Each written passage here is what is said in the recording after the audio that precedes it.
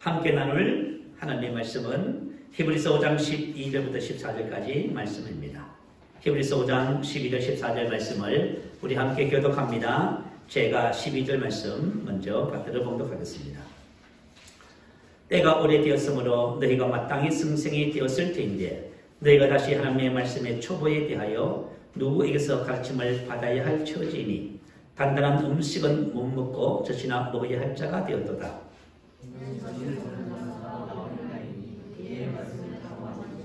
함께 했습니다.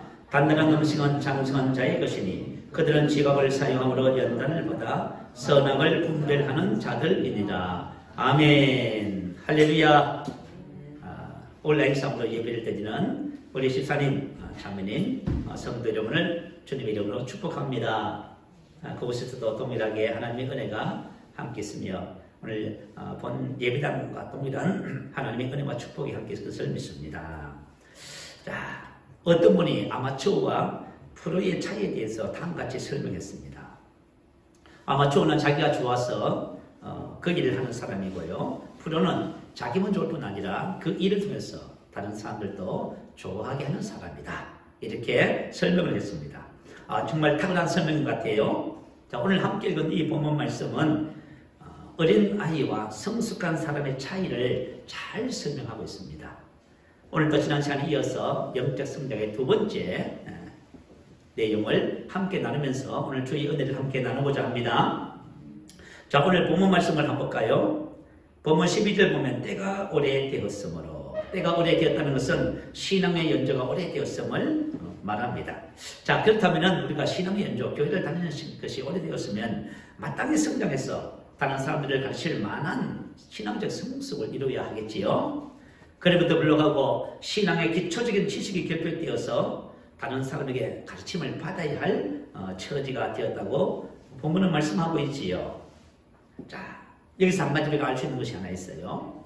신앙의 연조가 오래되었다는 것, 다시 말하면 난 모태신앙입니다. 아니면 난 예수를 믿은 지가 오래되어서 하나님의 자녀가 된 것이 오래되었습니다 라고 할지라도 영적인 성숙과는 같다 다르다, 별개 문제라는 것을 말해주고 있습니다.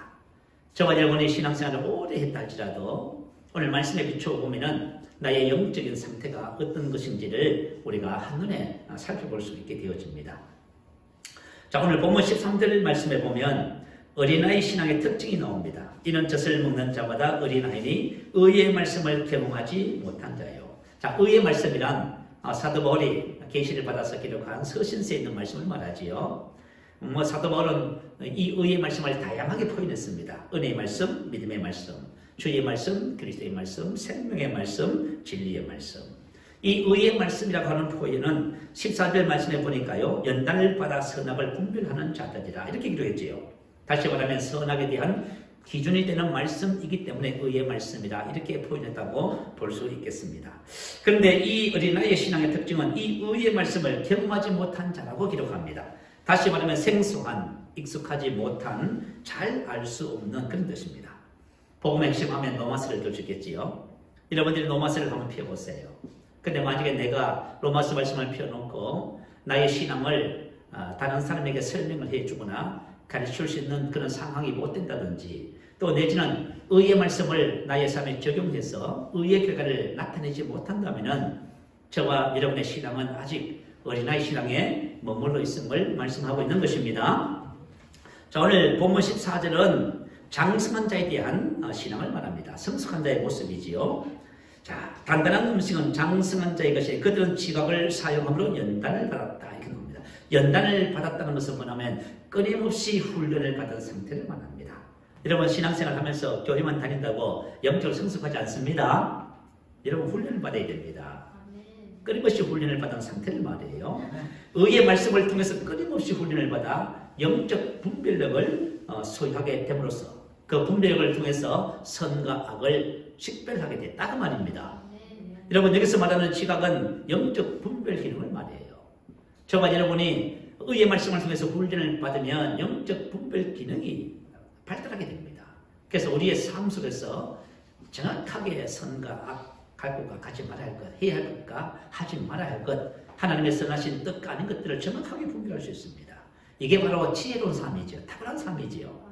우리는 이런 사람을 성숙한 사람이라 그렇게 부릅니다. 그래서 영적 성숙은 다른 데 있는 것이 아니라 바로 의의 말씀에 있음을 말씀하고 있지요. 자, 우리 베드로 사도의 권면을 함께 보겠습니다. 영적 성장에 관한 권면의 말씀입니다. 베드로전서 2장 1절부터 2절에 보면 그러므로 모든 악독과 모든 기만과 외식과 시기와 모든 비방하는 말을 버리고 갓난 아이들 같이 순전하고 신령한 젖을 사모하라. 왜 그렇게 말씀을 했냐면 이는 그로 말미암아 너희로 구원에 이르도록 자라게 하려 합니다. 자, 저와 여러분이 성장해야 됩니다. 영적 성장에 있어서 첫 번째는 뭐예요? 옛날 것을 버리는 것입니다. 두 번째는요, 순수한 말씀의 젖을 사모해야 돼요. 그래야 저와 여러분이 성장할 수 있습니다. 옛날에는 아이를 낳을 적에 지금처럼 산부인과 병원이 없었습니다. 제가 어릴 때만 해도요, 우리 시골에 살았습니다. 어느 집에서 이제 아이가 출산할 때가 되면 산부 할머니가 급히 쫓아갑니다. 그래서 아이를 받잖아요. 아이를 받을 적에 근데 애들이 말이죠, 얼마나 또 성질이 급한지 10달을 채우고 나와야 되는데 그냥 7달 만에 나와버리는 애들이 있습니다. 그러니까 이런 애들을 칠삭둥이라 하지요. 그러면 산부 할머니가 주먹만한 아이를 손에 들고요, 이 아이가 살 것인지 죽을 것인지를 할머니가 알아요.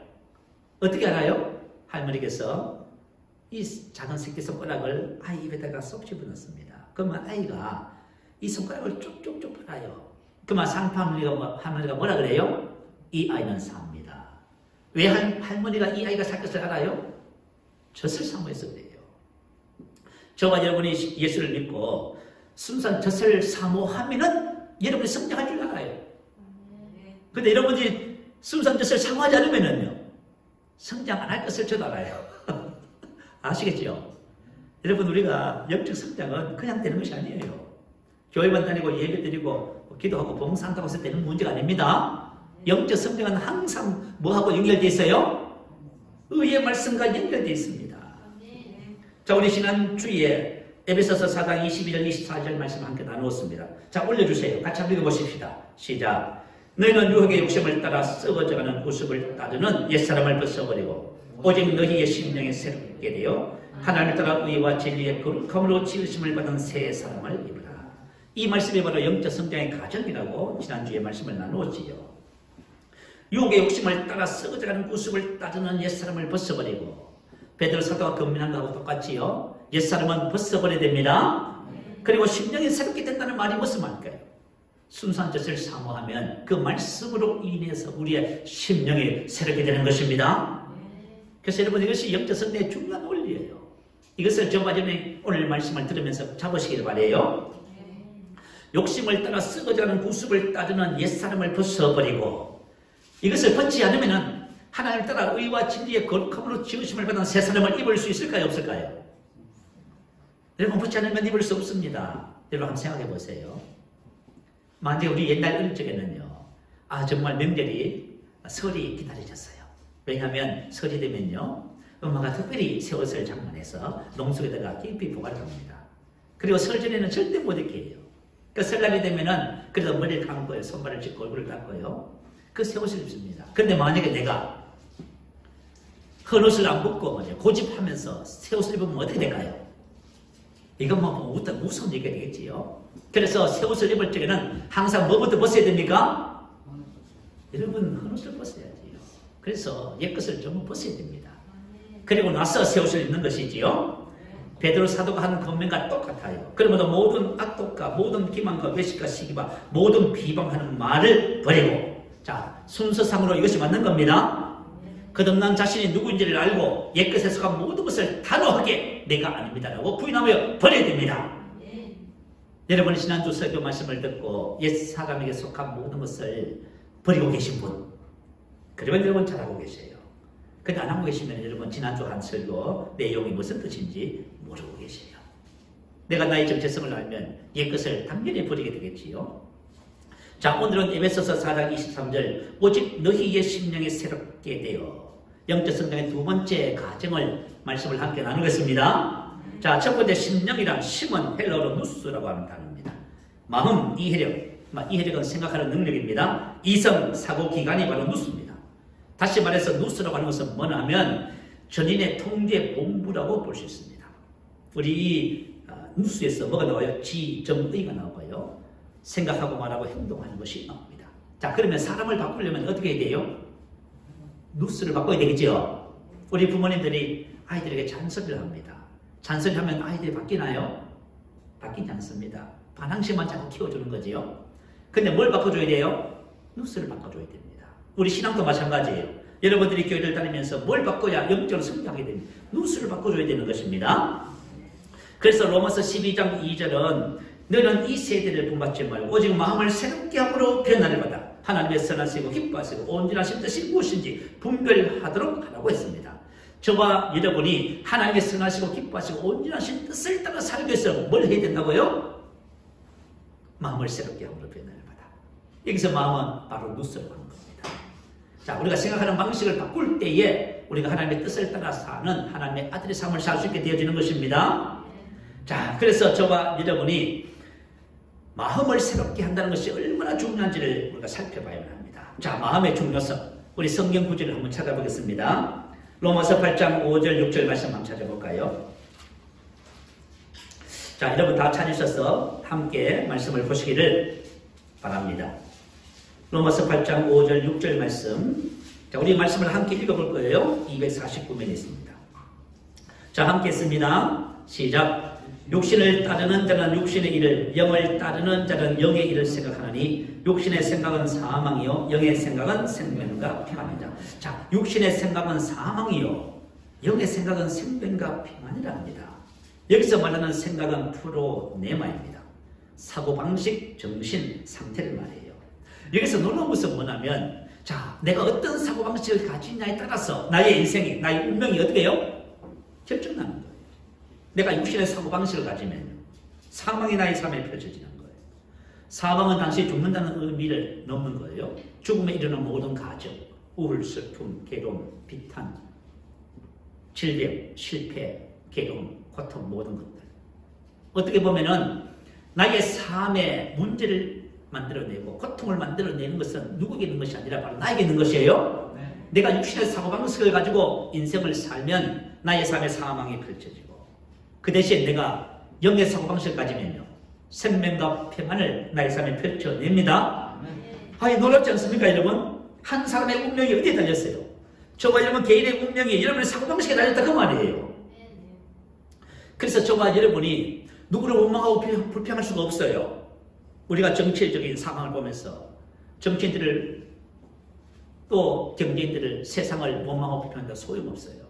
또 저와 여러분이 함께 사는 사람들을 원망한다 해서 여러분 운명이 바뀌지 않아요. 저와 여러분이 나의 운명을 바꾸기 위해서 뭘 하면 돼요? 그래요. 여러분 생각하는 방식을 바꾸시면 되는 거예요.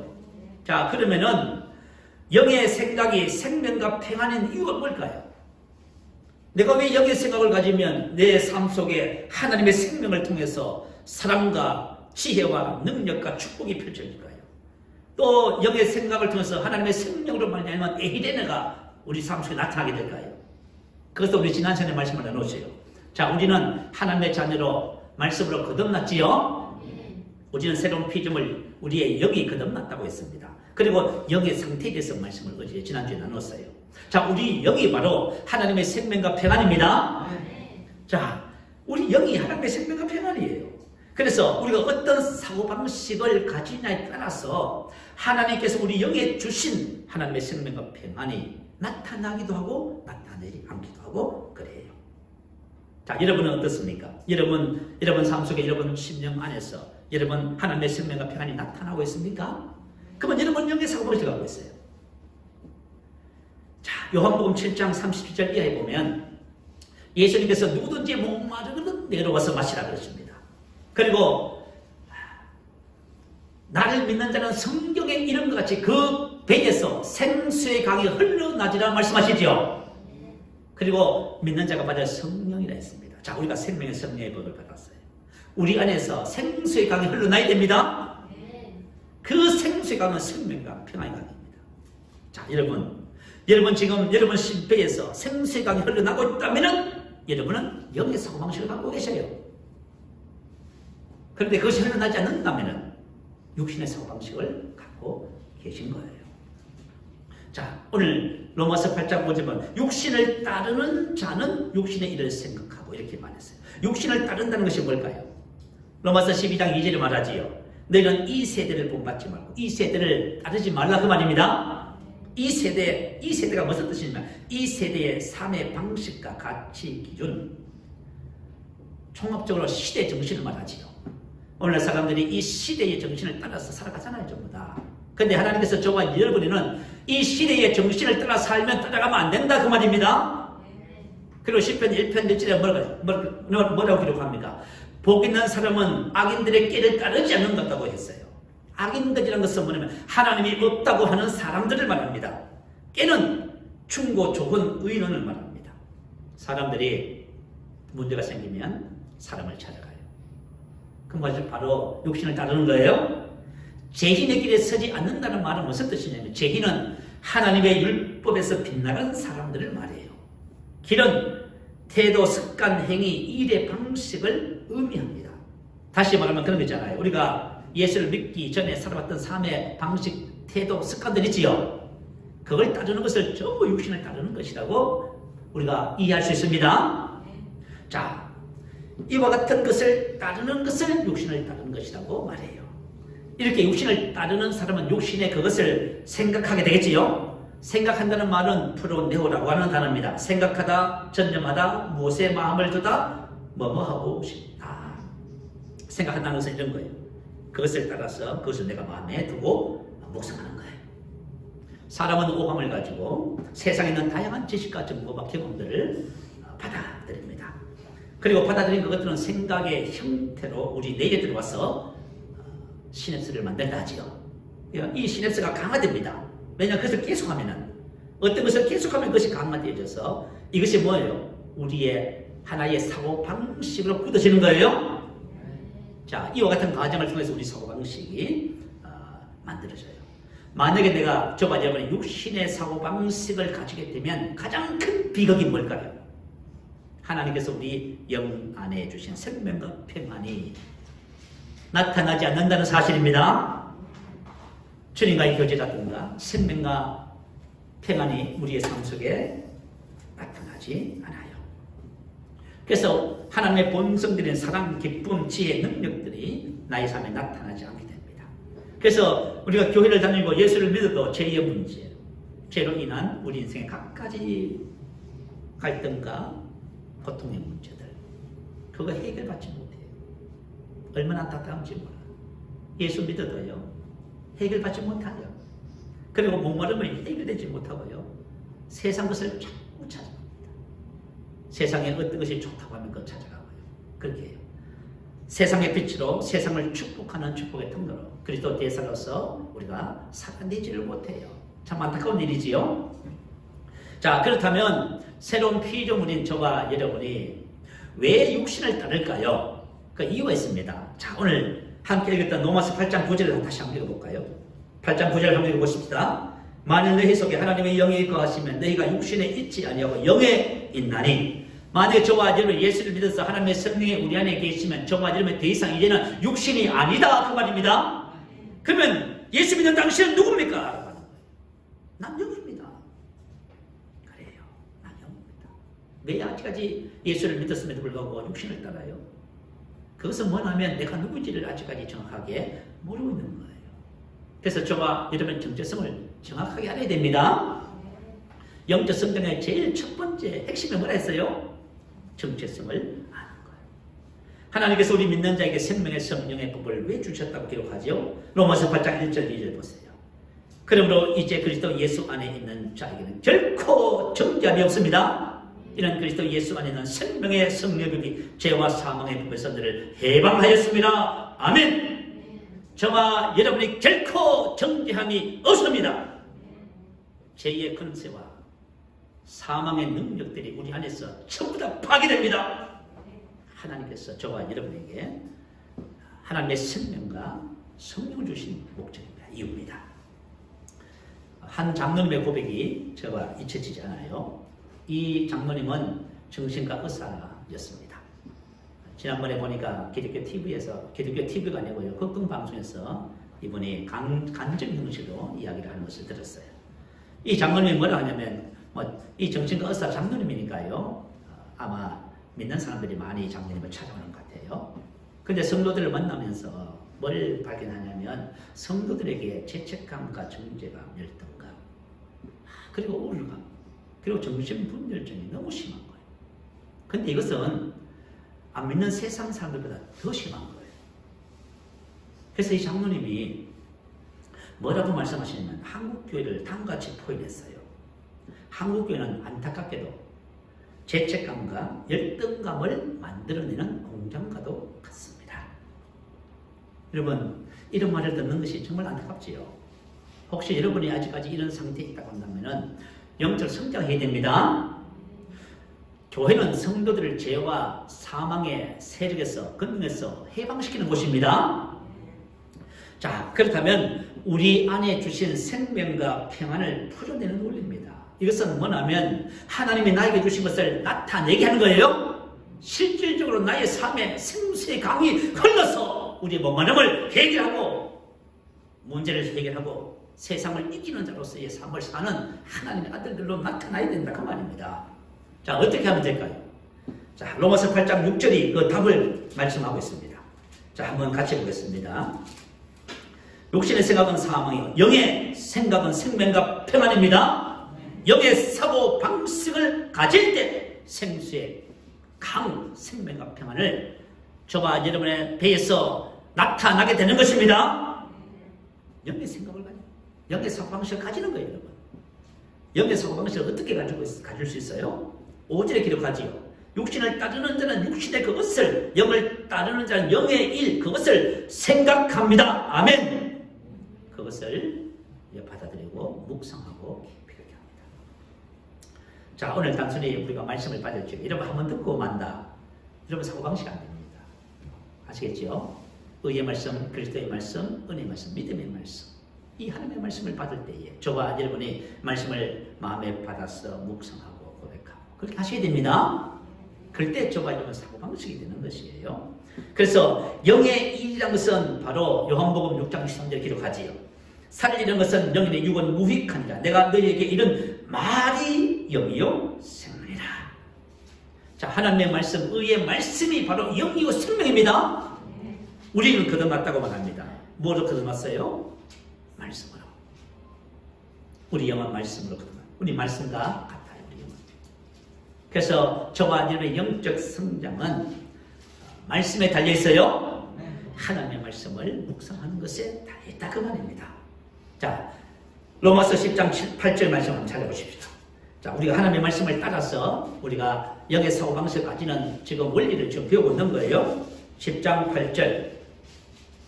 자, 같이 한번 읽어봅니다. 그러면 무엇을 말하느냐? 말씀이 내게 가까워 내 입에 있으며 내 마음에 있다 하였으니 곧 우리가 전파하는 믿음의 말씀이라. 자, 우리가 복음을 듣습니다. 믿음의 말씀을 듣지요. 자, 이 말씀이 내게 가까워 내 입에 있으면 내 마음에 있다 하였으니, 이 말은 하나님의 말씀을 내 입에 마음에 두고 묵상해야 된다, 그 말입니다. 이것은 신명기 30장 14절 말씀을 그대로 옮겨놓은 것입니다. 자, 구약 성경에 기록된 거예요. 그리고 신명기 30장 14절 그 밑에 15절은 뭐라고 기록해놨냐면, 보라, 내가 오늘 생명과 복과 사망과 화를 내 앞에 두었나니. 자, 하나님의 말씀인 율법을 내 입에 내 마음에 두어서 그것을 암송하고 묵상할 때 그 사람은 말씀의 사고방식을 갖게 되고 그 말씀을 따라 살아가는 삶이 됩니다. 그럴 때 그는 뭘 선택해요? 생명과 복을 선택하는 것이 된다, 그 말이에요. 생명과 복, 사망과 저주는 누구에게 달렸어요? 나에게 달렸어요. 아무에게도 달려있지 않아요.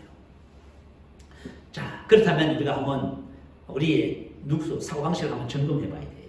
자, 지금 나의 사고방식은 좀 무언가는 거예요. 자, 한번 점검해 보세요. 나는 지금 어떤 사고방식을 갖고 있는가에 대한 문제입니다. 자, 스님 한 분이 마을에 시주를 다니셨습니다. 우리 어릴 적에는 그런 일들이 많아요. 스님들이 뒤에 바람을 내시고요, 집이나 가게 앞에서 목탁을 치고 연불을 외십니다. 그러면 주인이 나왔어요. 시주 그 배낭에다가 쌀이나 보리 또 내지는 뭐 돈 이런 것들을 시주합니다. 그런데 이 스님께서 시주를 하시는데 하루 종일 개 한 마리가 스님 뒤를 쫄쫄쫄 따라다닙니다. 그래서 스님께서 그 개를 그죠? 저리 가라고 아무래도 계속 따라오는 거예요. 그래서 스님께서 무슨 말을 하셨냐면 이렇게 말을 했습니다. 저 개가 하루 종일 나를 따라오는 것을 보니까 돌아가신 어머니께서 저 개로 환생한 것이 분명하다. 이렇게 말했습니다. 왜 스님께서 그런 말을 했을까요? 불교에서는 환생을 믿어요. 환생. 그럼 아시죠? 그죠? 그래서 이 스님의 사고방식은 뭐예요? 불교적 사고방식이에요. 여러분 생각은 어떠세요? 여러분 그렇게 생각하지요? 여러분은 불교적 사고방식을 갖고 있지 않아서 그래요. 자, 그렇다면 지금 어떤 상황이나 사건, 문제를 만났을 때 여러분은 어떻게 반응을 하셔요? 어떤 생각을 하고 말을 하고 행동하시냐 그 말이에요. 내가 반응하고 생각하고 말하고 행동하는 것이 바로 저와 여러분의 뭐예요? 누수 사고방식입니다. 그게 여러분 사고방식이에요. 내가 만약에 말씀을 따라 생각하고 말하고 행동하면요, 영의 사고방식, 말씀의 사고방식을 여러분 갖고 계신 거예요. 지금 여러분 어떤 의식을 갖고 계시나요? 그 의식이 바로 여러분 누수입니다. 미국의 한 강연자가 기계공학을 하는 친구에게 부탁해서 핸들이 반대로 작동하는 자전거를 만들었습니다. 우리 보통 자전거를 타면 자 이제 우리가 이제 넘어지려고 하잖아요. 그러면 핸들을 오른쪽으로 틀면은 바퀴가 어디로 돌아가요? 오른쪽 돌아가지요. 근데 반대로 만들었다는 것은 무슨 말이냐면 핸들을 오른쪽으로 틀면 바퀴가 왼쪽으로 돌아가는 거예요. 이 거꾸로 만든 거예요. 그래서 이것을 만들어 놓고 이 강연자가 그 자전거를 타기 위해서 몇 개월을 훈련했냐? 8개월을 훈련했어요. 그래서 그 자전거를 탈 수 있게 됐습니다. 여러분 잘 생각을 하셔야 돼요. 그래서 이번에 자기가 강연을 초청받아서 가는 곳마다 이 자전거를 가지고 왔습니다. 그리고 무대에다 올려놓고 사람들에게 상금을 걸었습니다. 걸어놓고는요. 이 자전거에 대해서 설명합니다. 이것은 거꾸로 자전거입니다. 그리고 이제 한 3m 정도 거리를 정해놓고요. 누구든지 나오셔서 이 자전거를 타고 3m 거리를 통과하면 제가 이 상금을 드리겠습니다. 라고 말했습니다. 그래서 사람들은 쉽게 생각해요. 그래서 사람들이 그죠? 쉽게 생각하고 도전을 합니다. 그렇지만 도전을 했지만 그 3m 거리를 통과하는 사람은 아무도 없습니다. 다 넘어져 버립니다. 왜 그럴까요? 의식, 사고방식의 문제입니다. 만약에 처음부터 이런 거꾸로 돌아가는 자전거가 있다면 우리가 아무 의식 없이 그죠? 그 자전거 탔을 거예요. 그런데 이게 바뀌었어요. 안 되는 거예요. 그죠? 자, 이 강연자가 자기 아들에게 상을 걸었어요. 그러난 다음에 그죠? 너 이거 훈련해서 타게 되면 이 상 줄게. 그 아들이 열심히 이 자전거를 탔습니다. 수없이 넘어졌겠지요. 그런데 이 아들이 자전거를 타게 됐는데 이 아빠보다 더 훨씬 빠른 시간 내에 이 자전거를 타게 됐어요. 그래서 무슨 얘기냐면 사람의 생각의 유연함에 따라서 의식과 사고방식이 바뀌는 것이 차이가 있다 그 말이에요. 우리가 만약에 의식과 사고방식이 굳어 있으면 이것이 오래 시간 걸리는 거예요. 그래 하루는 이 강연자가 그 자전거를 타고 길을 달리고 있었습니다. 그런데 주머니에 있던 핸드폰을 올렸습니다. 그 순간 어떻게 됐어요? 강연자가 넘어졌어요. 왜요? 잊어먹은 거예요. 자, 우리가 이 이야기가 시사하는 바가 뭐죠? 이것은 바로 누수 사고방식, 의식이 바뀌는 것이 쉽다, 쉽지 않다. 그래요, 쉽지 않아요. 과연 훈련하지 않고 바뀔까요? 그렇지 않아요, 여러분. 내가 교회를 많이 10년, 20년, 30년을 다녔다 해서 바뀔까요? 그렇지 않아요. 훈련해야 됩니다. 훈련해야 돼요. 의의 말씀을, 그죠? 훈련해야 저가 사고방식이 바뀌는 거예요. 그리고 또 우리 사고방식이 만약에 쉽게 바뀐다면 그것도 큰 문제입니다. 이 사람이 어디 갔더니 그렇게 바뀌어왔어. 이 사람이 거기 갔더니 거기 바뀌어왔어. 그럼 어떻게 할 거예요, 도대체? 그래서 하나님께서 우리의 의식 사고방식이 바뀌는 것이 이런 훈련을 통해서 되도록 만들어 놓으셨다고 생각을 해봐요. 그래서 저와 여러분이 말씀을 훈련할 적에 낙심하지 말라는 거예요. 여호수아서 1장 8절에 보면 이 율법책을 내 입에서 떠나지 말게 하며 주야로 그것을 묵상하여. 이 무슨 말이에요? 말씀을 내 입에 내 마음에 두어서 묵상함으로 생각하는 방식을 바꾸라 그 말이에요. 우리 보통 공부 잘하는 아이들에 대한 이야기를 합니다. 머리가 좋아서 공부 잘할까요? 그렇지 않아요. 엉덩이가 무거워야 공부 잘한다 하지요. 그러면 우리가 사고방식을 잘 바꾸는 사람은 어떤 사람일까요? 될 때까지 하는 사람입니다. 한 선교사님이 저를 보고 지 목사는 될 때까지 해서 잘하고 있는 것 같아요. 이렇게 말해요. 저는 뭐예요? 될 때까지 합니다. 여러분 조금 하다가 안 돼요, 못해요, 할 수 없어요. 이게 무슨 말입니까? 저와 여러분이 생각하는 방식이 바뀌어서 말씀을 따라 그 환경과 상황을 보고 판단하고 생각하고 의의 말씀을 가지고 그 문제를 해결하고 결과를 만들어내는 상태가 될 때까지 여러분 훈련하셔야 됩니다. 그리고 우리가 영의 사고방식을 가질 때에 지금 자신이 현재 가지고 있는 사고방식을 무너뜨려야 합니다. 자, 여러분 사고방식이 지금 어떤 사고방식을 갖고 계세요? 로마서 8장 5절을 말이죠. 육신을 따르는 데는 육신의 그것을 생각해 왔기 때문에 육신의 사고방식을 가지고 있습니다. 우리는 이 세상에 태어났어요. 엄마 뱃속에서부터 시작해서 지금까지 전부 다 세상 방식을 따라 육신을 따라서 육신의 사고방식을 훈련받았습니다. 그래서 아주 뱃속 깊이까지 육신의 사고방식을 갖고 있어요. 근데 유대인들은 달라요. 유대인들은 아이가 임신하면 엄마 태에서부터 엄마가 뭘 해요? 성경 말씀을 읽어요. 말씀을 읽잖아요. 그 태교하는 거예요. 그리고 아이가 태어나서 조금만 이제 입만 띄고 알아들을 만한 나이가 되면요. 성경을 읽어주고 성경을 가르쳐서 머리에 암송하게 만들어요. 왜 그렇게요? 어릴 때부터 뭘 만들어요? 아이의 사고 방식을 하나님의 말씀에 입각한 사고 방식을 만드는 거예요. 그게 여러분 원리라는 거예요. 원리. 그래서 저와 여러분이 영의 사고방식을 갖기 위해서는 지금 현재 가지고 있는 사고방식을 분별해서 그것을 무너뜨려야 합니다. 자, 그렇다면은 영의 사고방식을 갖기 위해서 우리가 무너뜨려야 할 사고방식. 고린도후서 10장 4절 5절 말씀 올려주세요. 우리 한번 같이 한번 읽어봅시다. 시작. 우리의 싸우는 무기는 육신에 속한 것이 아니요 오직 어떤 경관진도 무너뜨리는 하나님의 능력이라. 모든 이론을 무너뜨리며 하나님을 아는 것을 대적하여 높아진 것을 다 무너뜨리고 모든 생각을 사로잡아 그리스도에게 복종하게 하니. 자, 우리 속에 있는 경관진이 딱 말하죠. 경관진이 있는데요. 그게 우리 안에 있어요, 여러분. 우리가 무너뜨려야 할 경관진, 모든 이론, 하나님을 아는데 장애가 되는 모든 오만, 이걸 경관진이라고 성경 표현했어요. 모든 이론이란 하나님과 분리된 세상 사람들의 모든 생각과 도모, 사고, 믿음, 교리 등을 총칭하는 말입니다. 허황된 이론이나 계변을 뜻하지요.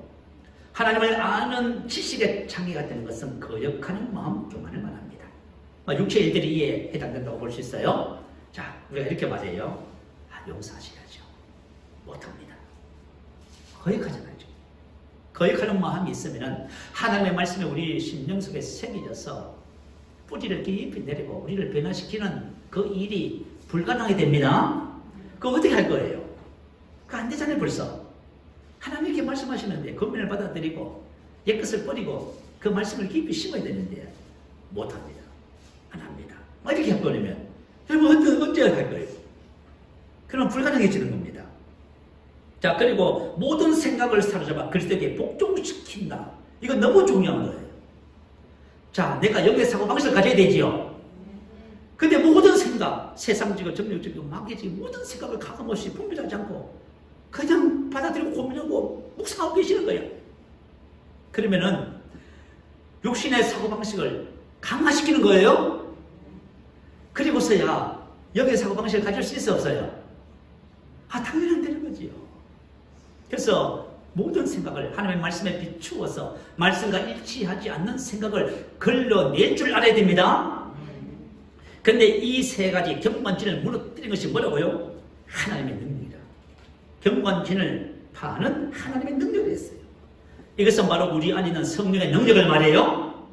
자, 저와 여러분 속에 있는 경관진이 우리 자신의 힘으로 금식과 노력해서 되는 거 안 돼요, 여러분. 우리 안에 있는 성령의 능력으로만 이것이 무너뜨릴 수 있어요. 자, 로마서 8장 13절 한번 다시 찾아보십시오. 로마서 8장 13절입니다. 자, 같이 한번 읽어볼까요? 그러므로 자, 제가 성경이 떨어져 버렸네. 여러분 한번 읽어봐 주세요. 너희가 육신대로 살면 반드시 죽을 것이로되 영으로서 몸의 행실을 죽이면 살리라. 성경에 너덜너덜해서 어디서 떨어져 버렸네요. 자, 영으로서 몸의 행실을 죽이면 살란다지요. 우리가 육신대로 살면 반드시 죽어요. 근데 영으로서 몸의 행실을 죽이면, 영은 바로 하나님의 영 성령을 말합니다. 여러분, 성령의 능력에 우단해서 역사하면은 우리 속에 있는 경관진이 무너져요. 자, 그러면 여러분 한번 생각해봐요. 내 안에 계신 성령님이 내가 어떻게 하면 역사하게 만들죠? 방언기도. 무슨 기도? 방언기도예요, 여러분. 로마서 8장 25절에 그 기록해놨어요. 이와 같이 성령도 우리 연약함을 도우시나니 우리가 마땅히 기도할 바를 알지 못하나 오직 성령이 말할 수 없는 탄식으로 우리를 위하여 친히 간구하시느니라. 아멘. 성령이 우리를 위해서 기도하는 것이 뭘까요? 방언기도지요. 하나님께서 우리에게 성령을 주셨어요. 왜요? 우리 연약하잖아요, 여러분. 여러분 뭘 해보세요. 기도하세요. 뭐 하면 못해요 하잖아요, 여러분. 연약하다는 것은 뭐냐면 무력하다, 약하다, 힘없다 그 말이에요. 우리는 모든 면에서 연약한 것입니다. 근데 성령님은 다른 보혜사잖아요. 나를 돕기 위해서 와 계시잖아요. 그래서 저와 여러분이 영으로 기도하기 시작하면은 경건진, 몸의 행실을 죽이는 것, 생각을 사로잡는 것에 대하여 성령님께서 우리를 도와주심으로 성령의 능력으로 그것을 우리가 무너뜨릴 수 있습니다. 그래서 여러분 방언기도가 얼마나 중요한지. 야, 우리가 심령을 새롭게 하면서 심령에 대해서 말씀을 나눴어요. 두 번째는 새롭게 되어에 대해서 말씀을 나누겠습니다. 자, 심령이 새롭게 되어란 심은 누스가 있어요. 누스가 새롭게 되는 것을 말합니다. 이 누스는 사고방식에 대한 문제였다고 기록했어요. 그러면 영은 뭘까요? 심령이라 했으니까. 심령은 심과 영이 두 단어예요. 영은 바로 푸뉴마라고 하는 단어입니다. 그런데 우리가 왜 영을 새롭게 해지요? 영은 완전하다고 했지 않습니까? 고린도서 7장 1절에 그 답이 있어요. 육과 영의 온갖 더러운 것에서 자신을 깨끗하게 하자. 여기서 영은 푸뉴마입니다. 영을 깨끗하게 한다는 말은 무슨 뜻이냐면, 자, 갈라디아서 교회에 서신을 썼습니다. 왜 사도 바울이 갈라디아 교회에 서신을 썼어요? 갈라디아 교회에 가만히 몰래 들어온 율법주의가 있어요. 성령으로 시작하였다가 율법으로 마치겠느냐. 그렇게 사도 바울이 말하지요. 다시 말하면, 그죠? 율법주의와 같은 교리, 그리고 잘못된 믿음으로부터 깨끗하게 된 것을 말합니다. 그래서 심령이 새롭게 되어야 된다고 말씀하고 있는 거예요. 그래서 심령이 새롭게 되어야 된다는 말씀과 같은 의미의 말씀들이 성경에 많이 있어요. 골로새서 3장 16절에 보면 그리스도의 말씀이 너희 속에 풍성히 거하여, 이렇게. 요한일서 2장 14절에 보면 청년들아 내가 너희에게 쓴 것은 너희가 강하고 하나님의 말씀이 너희 안에 거하시면. 자, 이런 표현들이 바로 심령이 새롭게 되어를 의미합니다. 자, 하나님의 말씀이 내 안에 들어왔어. 나와 하나가 되고 일체가 됐어요. 그럼 무슨 말이에요? 심령이 새롭게 된 거지요? 너희가 내 말에 거하면, 말씀으로 심령이 새롭게 된 거죠, 말이에요. 그런데 놀라운 것은 뭐예요? 하나님의 말씀이 너희 안에 거하시면 청년들아, 청년의 신앙이에요. 저와 여러분이 어린아이 신앙에서 의의 말씀으로 훈련을 받으면 청년의 신앙이 됩니다. 여러분, 청년의 신앙, 아이에서 자녀에서 청년으로 신앙이 성장합니다. 그리고 특별히 이 새롭게 되어는 현재 부정사 수동태로 기록되어 있습니다. 자, 이 말은 무슨 뜻이냐면 성령에 의해서 날마다 계속적으로 새로워져야 함을 말씀합니다. 다시 말하면 우리 안에서 새롭게 하시는 분이 계시는데 그분이 누구라고요? 성령님이시다, 그 말이에요. 우리 안에서 성령님께서 저와 여러분의 심령을 새롭게 하셔요. 사람들이 오해하는 부분이 있어요.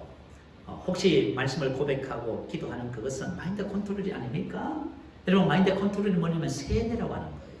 그러니까 그거하고 전혀 다릅니다. 왜냐하면 저와 여러분이 고백한다 할지라도 우리의 심령을 변화시키는 분은 누구예요? 성령님이세요. 자, 그래서 우리가 해야 할 일이 있고 성령님이 하시는 일이 있어요. 이것을 잘 구분하셔야 돼요. 자, 우리가 해야 하는 것은 뭐냐면 첫 번째는 말씀을 묵상해야 됩니다. 바로 고백이지요. 자, 로마서 10장 8절 말씀 아까 전에 우리 읽었어요. 그러면 무엇을 말하느냐? 말씀이 내게 가까워 내 입에 있으면 내 마음에 있다 하였으니 곧 우리가 전파하는 믿음의 말씀이라. 자, 신명기 30장 14절 말씀을 인용한 것이었지요. 옛날에는 옛 언약 하에서는 율법을 그렇게 마음에 두고 입에 두어서 묵상을 했습니다. 그런데 우리는 이제는 믿음의 말씀, 의의 말씀을 어떻게 해요? 우리 입에 두고 우리 마음에 두고 그것을 암송하고 묵상하라고 말씀하십니다. 왜냐하면 그것이 바로 심령을 새롭게 하는 원리예요. 자, 그래서 우리가 묵상의 3단계를 좀 배웠을 거예요. 묵상의 3단계. 자, 첫 번째 단계는 디모데후서 2장 7절에 기록되어 있어요. 내가 말하는 것을 생각해보라. 주께서 범사에 내게 총명을 주시라. 자, 저와 저의 말씀을 심사숙고합니다. 말씀을 그냥 읽고 그냥 지나가는 것이 아니고 말씀을 펴놓고요. 그것이 내 안에 계신 성령께서 주시는 이해력, 통찰력으로 말미암아 말씀이 깨달아 알 때까지 그 말씀에 주목해야 됩니다. 여러분 말씀에 주목해 보세요. 그러면 여러분 안에 계신 성령님이 이해력과 통찰력을 주실 거예요. 내 말하는 것을 생각해보라. 주께서 범사에 내게 총명을 주시라. 바로 이 말씀이에요. 그래서 저와 여러분의 말씀을 묵상하는 첫 번째 단계예요. 근데 대다수의 사람들이 이 첫 번째 단계를 건너뛰고 그냥 막 작은 소리 큰 소리 고백만 합니다. 그래서 나 뭔지 모르겠습니다. 왜 이거 자꾸 해야 되죠? 이렇게 나와요. 저와 여러분의 말씀을 이해하고 말씀을 알게 되면 고백하고 하는 것이 쉬워집니다. 묵상의 두 번째 단계는 작은 소리로 고백합니다. 세 번째 단계는 큰 소리로 고백한다고 하지요. 이것은 바로 말씀을 마음에 새기는 원리지요. 말씀이 말하는 사고 방식을 가질 때 저와 여러분이 말씀에서 말하는 은혜와 축복이 우리 심령에서부터 흘러 넘치게 됩니다. 자, 두 번째는 방언 기도예요. 이 방언 기도에는 아주 하나님께서 두신 놀라운 축복이 있어요. 이게 비밀이에요. 고린도전서 14장 2절 말씀 제가 읽어드립니다. 방언을 말하는 자는 사람에게 하지 아니하고 하나님께 하나니. 자, 방언을 말하는 자는 사람에게 하는 것이 아니라 하나님께 말을 하는 거예요. 우리 안에 계신 성령님께서 우리 영으로 더불어 하나님께 말을 하는 거예요. 말을 한다는 것이 뭔 말이죠? 기도한다는 거예요. 우리 성령님께서 저와 여러분을 대신해서 기도해 주시는 거예요. 그런데 영으로 비밀을 말합니다. 방언은 무슨 말이죠? 하나님께 영으로 비밀, 신비를 말하는 거예요. 그러니까 내가 알 수가 없어요. 내가 방언을 해도 내가 그것이 뭔지 무슨 뜻인지 알 수가 없네. 다른 사람도 알 수 없습니다. 그래서 믿지 않는 사람들이 우리가 방언하는 거 보면 저 사람 미쳤나 봐. 저 이상한 소리 하고 있어. 이렇게 그죠? 오해할 수도 있는 거예요. 그런데 방언을 말하는 자는 사람에게 하지 아니하고 하나님께 하니 영으로 비밀을 말합니다. 그런데 영으로 비밀을 말하는데 어떤 일이 벌어져요? 4절 말씀. 방언을 말하는 자는 자기를 세우고 자기의 덕을 세우고 있지만 덕이란 말은 없어요. 자기를 세우고. 방언의 축복은 뭐냐면 바로 나를 세우는 거예요. 다시 말하면 우리가 인생의 삶을 살 적에 세워져야 되잖아요. 언제든지 앉아있어 기어다닐 수 없잖아요. 자, 어린아이들은 우리 기어다니지만 자, 성장하고 장성해지면 어떻게 돼요? 서 있는 겁니다. 우리가 세워지는 거예요. 근데 무엇이 세워지냐 하는 거예요 도대체. 무엇이 세워집니까? 방언을 기도하면 비밀을 말하는 것인데 그것을 할 때마다 내가 세워진다는데 무엇이 세워집니까? 또 우리 한 가지에서 기억해야 할 것은 방언을 많이 하면 할수록 세워지는 것이 더 많이 세워집니다. 유다서 20절에 기록했어요. 너희는 너희의 척히 거룩한 믿음 위에 자신을 세우며. 세운다는 것이 같은 단어예요. 성령으로 기도하며 이렇게 나와 있어요.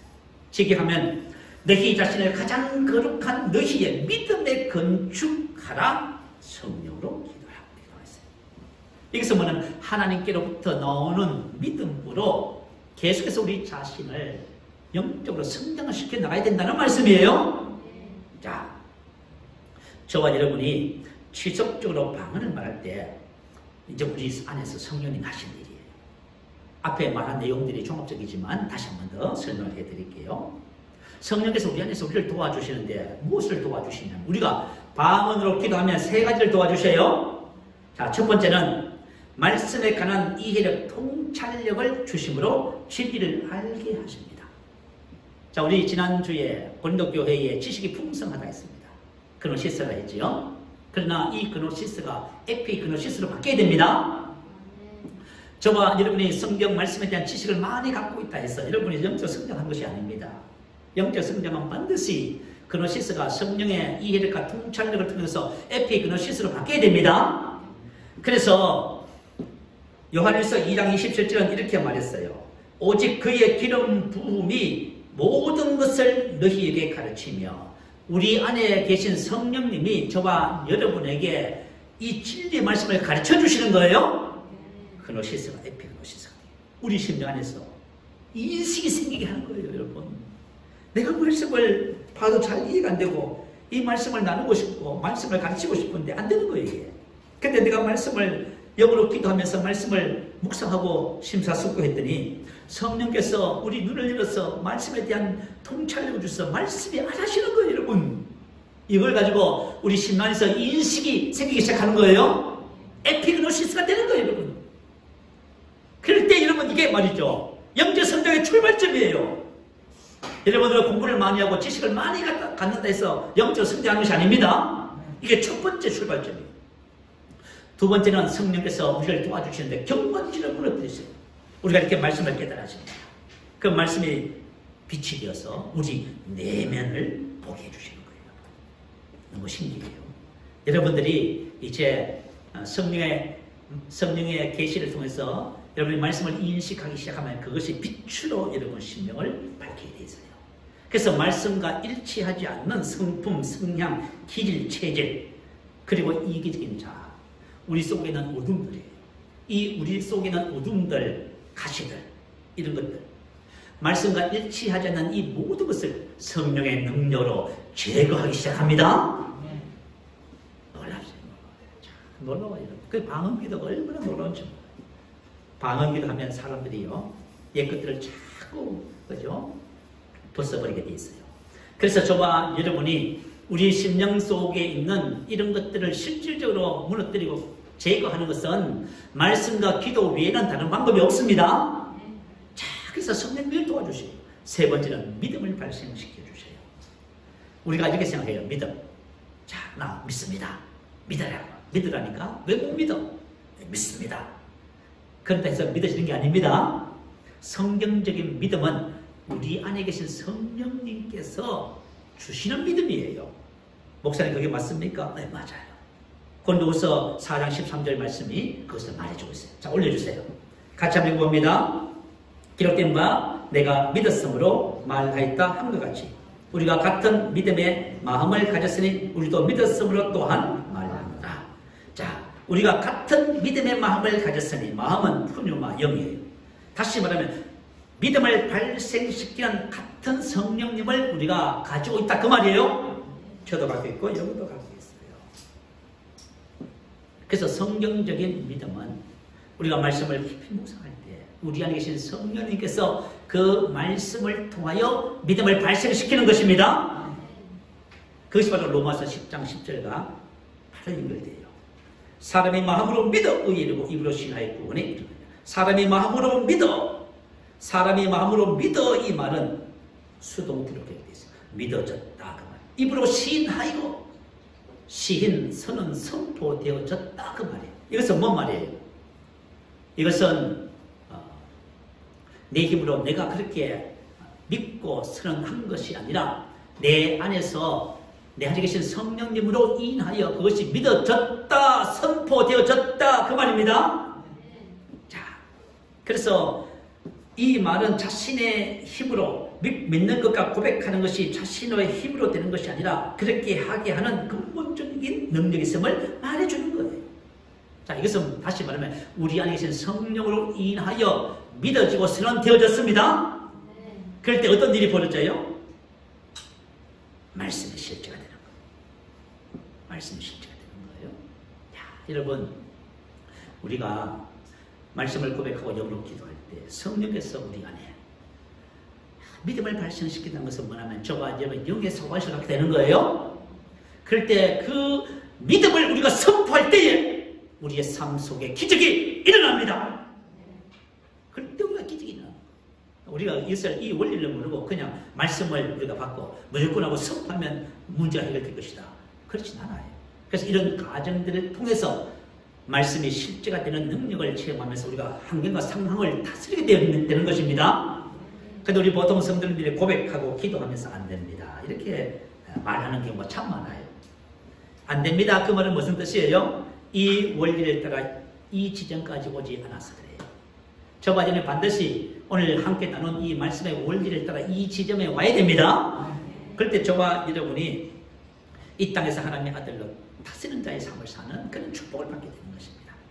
영적으로 성장하기 위해서는 의의 말씀, 믿음의 말씀의 원리를 따라 저와 전에 훈련하셔야 됩니다. 오늘 본문 14절이에요, 여러분.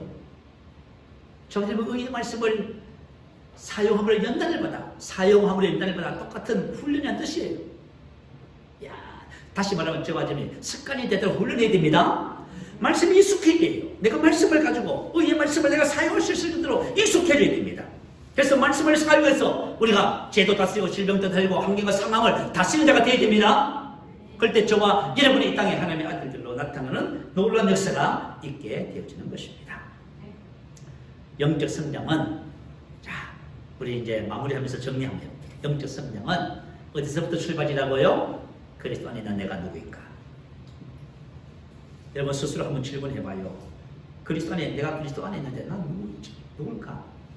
그리스도 안에 있는 저와 여러분은 새로운 피조물의 영입니다.